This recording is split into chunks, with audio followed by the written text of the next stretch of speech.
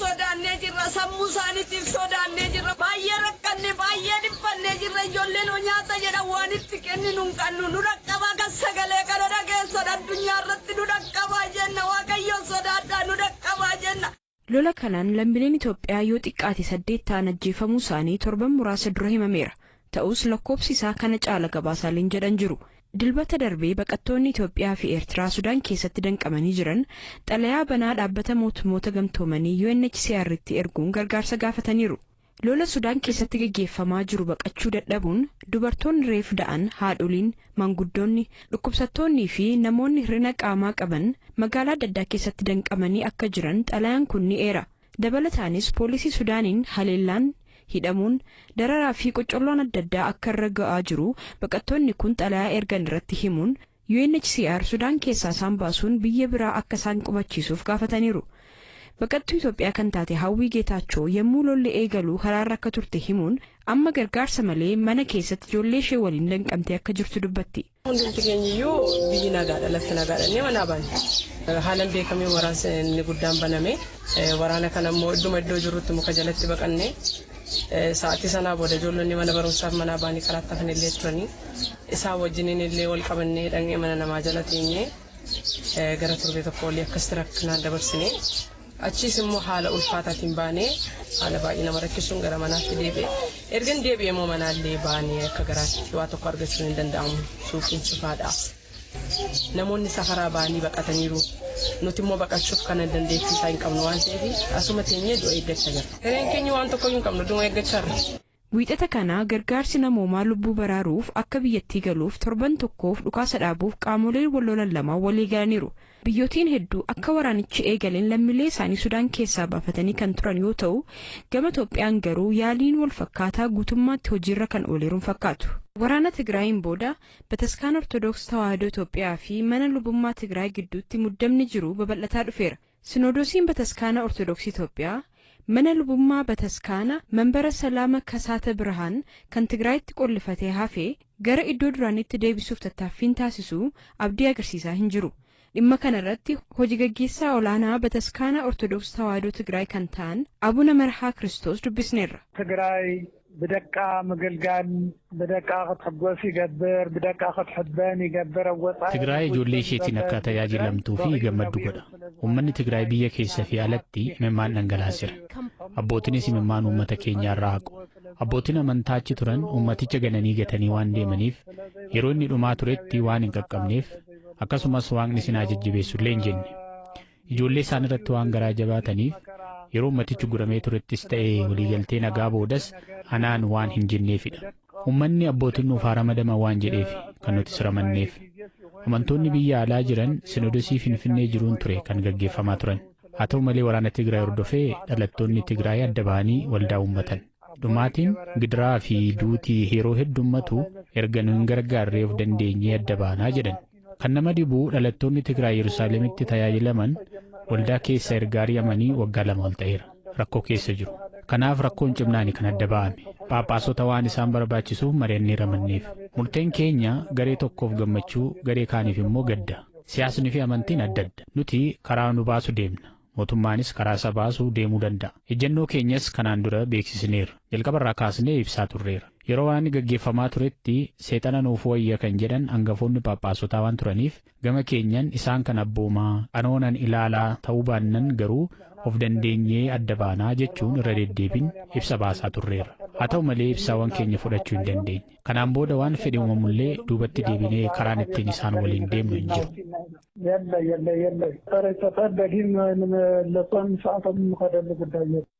Tibbana kana Instituutiin Qorannoo Imaammata Itoophiyaa gaaffii heera mootummaa fooyyessuu ilaalchisuun qorannoo gaggeesseera jedha ifa gochuun atakaaroo guddaa kaaseera.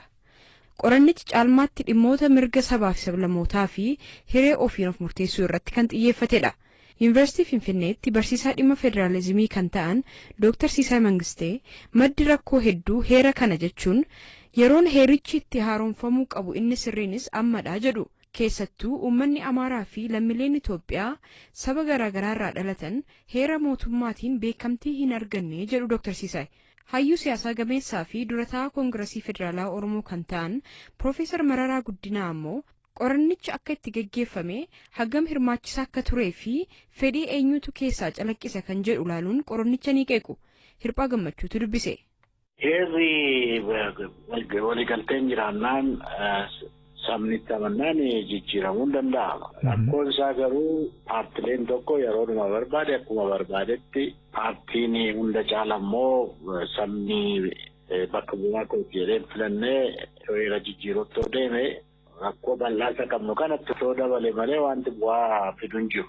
Siyaasa kana gar tokkotti otoo hin qabne seera waliigaltee barbaachisu waliigalteen jijjiiruu barbaachisu moo murteessaa iddoo ta'etti caljetteetti deemte ittuma rakkoo dabaluu malee bu'aa guddaa fidu natti fakkaata. Amma isaan kan itti deemaa jiran sirna federaalizimii dhugaa hojiirra oolchuu dadhabnaan bukkeedhaan immoo gara duubaatti deebiina waan jedhan fakkaata. Naalaal warri tuttuqaman sun baay'een isaanii jirraa maal goonaa sabni kana godheeraa qorannoodhaan irra geenyeerraa ni jedhamu suni qorannoos kana eenyutu qorate eenyutu qorachiise maaliif qorachiise paartiloonni biyya kanaa kana gubbaatti otoo waa tokko gubbaa hin geenye waliigaltee gubbaa hin geenye isa akkasiitti barsiisan nuti marii biyyoolessaa jennee waggaa meeqa gaafachaa ture isa akkasiitti si galee wal barbaachise akkatti deemamu akkatti wanti kun ilaalamu cal jedhamee miti jechuu kooti. Mirgi hiree ofiin murteeffannaa keeyyata 39 irra jiru faan geeddaramuu qabaa kanneen jedhanii falmantu jiran. Kanneen heerri kun barbaachisu haqamuu qabaa jedhanii falman illee jiru. Akkaataa daangaan naannolee amma jiru kun mataan isaayyuu sirrii miti sabarratti kan hundaa'edha kanneen jedhantu jirani.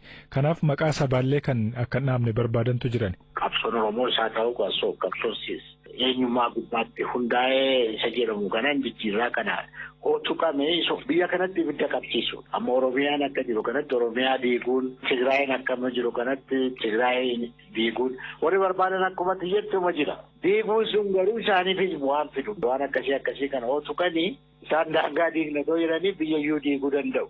Waggaa 250 isaa taatu sassana caalaa isaa taatu waggaa 3000 isaa taatu hamma oonaa rakkoo gangalataa dhufe as ga'e kana akka hin taanetti diiguudhaa jechuu kooti. Sodaan kooni akka biyya kana diiganiin teenyee jechuu kooti. Heera Itoophiyaa keeyyata 104 irratti heera geeddaruun hirmaannaa naannolee hundaa gaafataa waan jedhu jira. Paarlaamaa Itoophiyaa amma jiru keessattiyyuu warri Tigraay bakka bu'anii hin jiranitti nama reellachuu keessayyuu hirmaannaan hin jiru. Yoo kan geeddaramu ta'e miidhaa akkamii rakkoo akkamii hordofsiisuu danda'a? Dhimmi amma taphni isaa ta'uu siyaasaa gareen tokko duwwaa wanti itti deemu kana akkuma kana durayyuu dubbanne wanti inni fide argineerraa jechuu kooti. Karaa Tigraayis waan fide argineerraa karaa Oromoos wanti lolli amma jiru dhaabbanne waan mootummaan itti deemuu barbaadan akka seera sanatti akka konstituushinii isaaniitti otoo hin deemne isumas immoo bira darbanii deemuu waan barbaadan fakkaatu. Heerri sun akka jammaa lafa jirutti ta'e amma gara 12 miti kililoonni kun tokkoon isaa yoo dideen ta'u mikirbeetonni jara 12 kun marteessuu dira jira akkasitti ta'e akka raayyootti hin deemu. Isa bira darbuudhaa jedhaniitu karaa miidiyaa kana beekaatu qarannoo gubbaatti hundaa'edhanii isuma bira darban sana waan itti deemuu barbaadan fakkaata. Inni immoo akkuma yeroo darbe jedhe rakkoo guddaa qaba. Konstituushiniin amma biyya kana akka biyyi kun jirtutti jijjiiramuudhaa fi waliigaltee biyyaa dhugaa ta'e gubbaatti hundaa'uu baannaan rakkoon dabalataa uume malee wanti inni faayidaa guddaa waan qabu fakkaatu. Jarri waan isaan hojjetaa jiranii kun qorachiifne warra beekaas akkas jedhee warra maaliis akkas jedhanii waan bira darbuuf deeman fakkaatu jechuu kooti. Qorannoon sun hammam amansiisaadha hirmaachisaadha fudhatamni isaa akkamti? Rakkoo guddaa qabaa saba miiliyoonii 120 fi namni isaan dubbifne jedhan nama gara 1,000 wayiiti. Kan nama dhimma achi keessatti kan argee baadiyyaadha gara harka 100 keessa harka 20 gaafannee gara immoo magaalota keessaa harka 100 keessaa gara 79 moo maal gaafannee jedhu. Sabni Itoophiyaa immoo kan inni jiraatu baadiyyaadha. Harki 100 keessa harki 80 baadiyyaa jiraata sabni biyya kana. Isumayyuu immoo ta'e amma Oromiyaa fa'aa keessa eessa deemanii akka isaan gaafatanii rakkoo jiru beekamaadha jechuu kooti. Oromiyaa keessas iddoo baay'ee deemanii gaafachuun rakkoo ture. Akkatti isaan deemanii gaafatanii shirakkisa. Innaa laaltu ta'uma siyaasaa fakkaata qorannoorra. Warra akka Sidaamaa fa'aa qabsoo baay'ee keessa darbee dhiiga baay'ee kaffalee kaffaltii baay'eedhaan warri gara kililitti deemanii kililiin kun nuyyaa diigamu jedhanii yaada kennu jechuun nama rakkisa siigalee. Paartileen siyaasaa 16 maqaa Caucus of Opposition Parties jedhamuun walitti dhufanii fi kan KFO'n keessatti argamus ibsa kaleessa baasaniin qorannoon maqaa heera mootummaa fooyyeessuu jedhu